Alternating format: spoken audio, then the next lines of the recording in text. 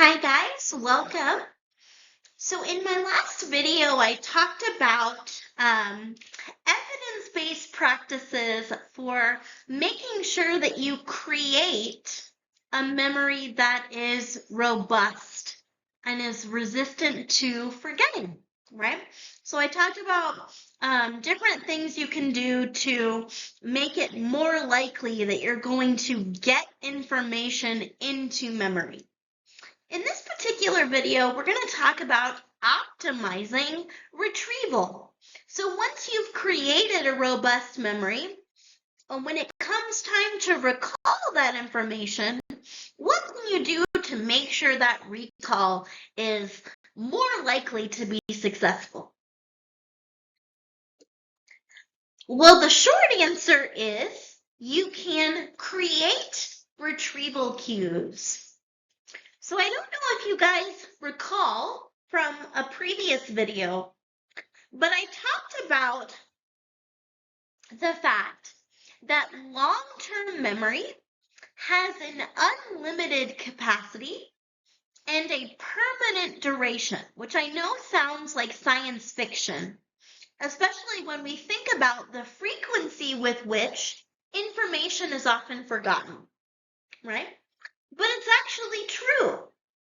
Okay, so mathematicians estimate that by the end of our lives, we will have 5 times the amount of information in the Encyclopedia Britannica encoded into our long-term memories, right? And similarly, all of that information is successfully retained or stored over time. So what we lack as human beings is the appropriate strategies with which to retrieve that information. So Tolding and Pearlstone were the first researchers to allege this. And they basically said we have an unlimited storage capacity and a permanent duration for all of our long-term memories. But what we lack is an appropriate strategy to retrieve that information. And if we can use an effective cue or an effective hint, okay, we will be able to access that information. Okay, and I can give you an example, or I can give you kind of indelible proof of what kind of thing I'm talking about, right? So any of you that have had a loved one pass away, okay, I'm sure have had an experience where maybe you're flipping through TV channels, or maybe you're listening to music on the radio, and suddenly a song starts playing, right? And suddenly you're overwhelmed with a flood of memories that you haven't thought about in ages, right? But suddenly that song brings back your memories of that person and you're overwhelmed with emotion, right? That is essentially evidence for what Tolding and Pearlstone are talking about, right? And that's that all of your experiences, your cumulative experiences, whether those experiences happened early in childhood or they happened yesterday, are stored permanently in your long-term memory. But if all of that information were fully accessible all the time, right, you would just be bombarded with information. So it makes sense that you would need some kind of a cue, right, that's associated with that information in order to activate it. So that song that you haven't heard in many, many years activates those memories. even if those memories are sort of lost to you, right? Or you haven't thought about them in a long time, right? So the general principle, right, of Tolling and Pearlstone is that memory is cue dependent, right? So what evidence do we have that seems to suggest that if one has the appropriate cue, you can access any number of memories? Well, one of the best um, descriptions of this, or demonstrations of this, I should say, was an experiment in the late 80s by Mantilla. And so basically, in this experiment, your job as a participant was to study a list of words. Okay? And so, in addition to memorizing those words, in some cases, you would have to generate a cue, right? So, in the orange condition in this diagram, okay, people had to generate self or generate their own retrieval cues with which they would later access the word, right? So for example, if the word was banana, they might self-generate cues like yellow or fruit, right? Whereas if the word was boat, okay, they might generate the cues sail and water. And those participants in the orange group were later given those self-generated cues to help them access the words. Okay? And 91 are for people in the self-generated cues condition, they were able to later recall 91% of the words, right? So that means they forgot just 8% of what they previously studied. And by the way, this was true even when there was a considerable delay between their initial studying of the words and generation of the cues and the later test they were given. Next in the green, we have participants who were given cues generated by other people, right? So they were given nouns that other people came up, or cues that other people came up with. Okay, so maybe when they were trying to recall banana, instead of their self-generated cues of yellow and fruit, maybe they were given the cue monkey that somebody else came up with, right? And in that case, the cues weren't nearly as effective, so they only recalled the words at a rate of about 55%. Okay. And then lastly, we have the control condition. So these participants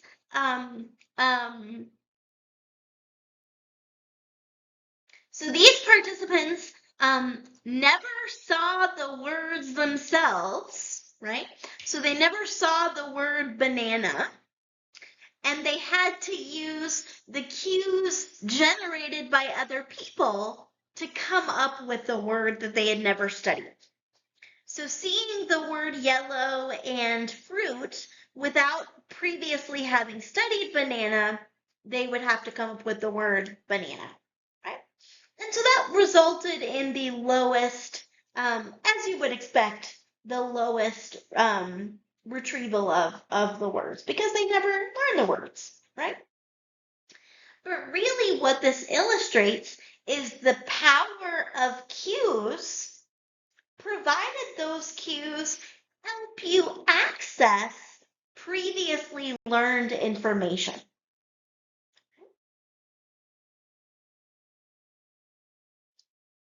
What else can you do to generate a cue besides coming up with hints for yourself?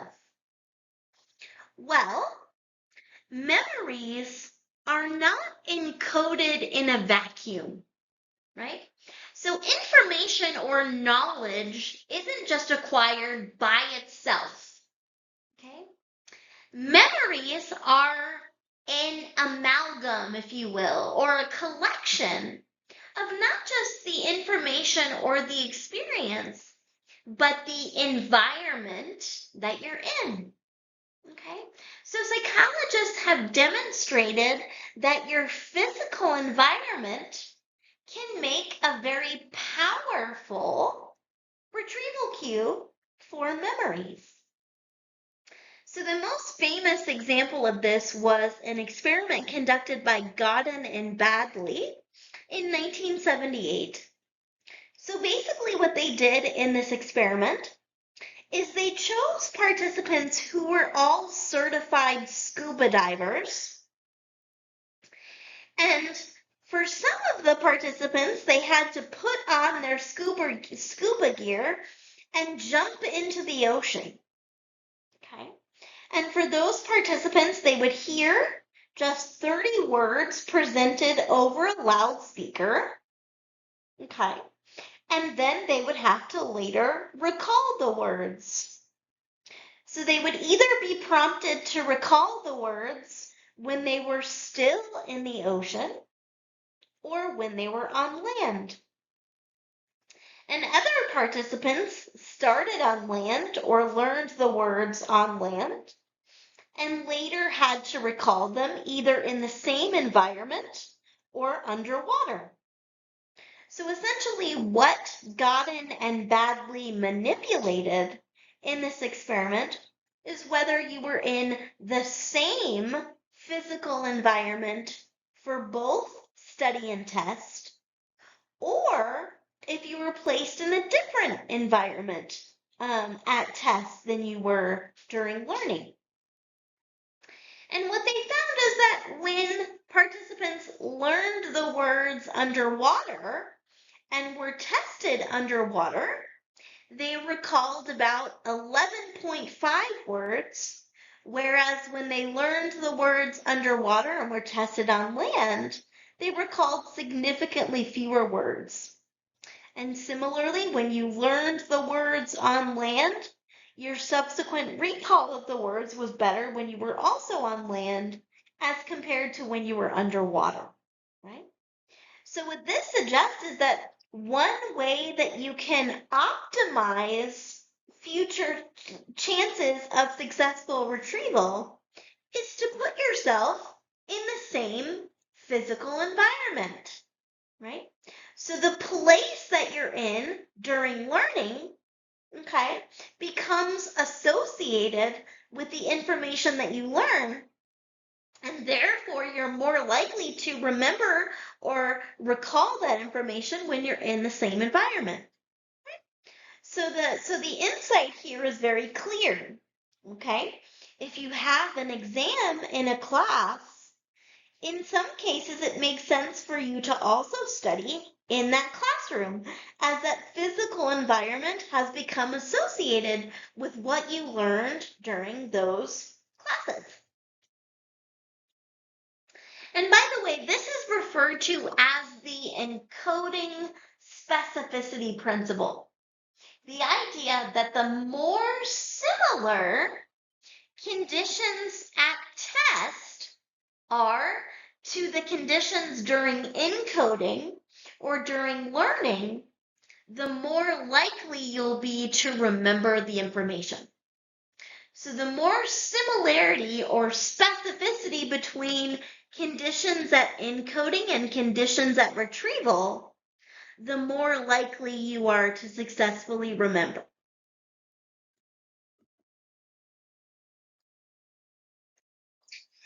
We have another demonstration of this. So in this experiment by Grant and colleagues, they had two environments that they created. One environment was a quiet environment where participants put on a pair of headphones, but there was nothing in the headphones, right? So there was no sound or anything. And then in the noise condition, the experimenters basically just recorded the noise of a busy cafeteria, and the participants had to put on the headphones and listen to the cafeteria noise while they were learning this list of words. So you either studied a list of words in the noise environment with the cafeteria sounds or in a quiet environment. And then you were either tested with the noise or the quiet environment. Okay. And again, they found that if your study condition matched your test condition or environment, your subsequent recall was better. Okay. We also see encoding specificity effects not just for physical environment, but also for internal states like mood. So it's actually really easy to manipulate mood temporarily. Okay? So for example, if we play sad music and have participants look at sad images, okay, they very reliably will report being in a sad mood. As opposed to if you play really happy music and show them happy images, okay, that will induce a happy mood. So using this mood induction procedure, Ike and Metcalf induced people to either be sad or happy, okay, and then either tested them in the same mood or a different mood. And they found that if you learned the words while sad, if you were also tested while sad, your recall was better than if you were tested happy, and vice versa. And these effects were actually quite powerful. So what that suggests is we have access to a whole suite of retrieval cues. Our environment, our physical environment, or where we are, is a very powerful retrieval cue, but also our internal state. And by the way, they've replicated these encoding specificity experiments with manipulation of whether you are high or intoxicated with alcohol, right? So it turns out if you learn a list of words while drunk, your recollection of those words will be better if you're also drunk than if you learn them drunk and are tested sober, and vice versa. And the same is true if you're high from smoking marijuana, for example, right? So there's multiple ways that we can manipulate this, and the results are the same. Okay, so lastly, we have something called transfer appropriate processing.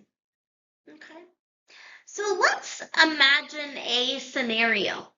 Okay, so let's say that you are taking a philosophy class and you don't know a lot about philosophy. Okay, so when it comes time for your first exam, you create flashcards, you give yourself practice tests, and you write a bunch of different essays in preparation for your exam. And then you get there on exam day and realize that you're actually being given a oral exam where you have to stand up in front of the class and give your answers out loud. Okay?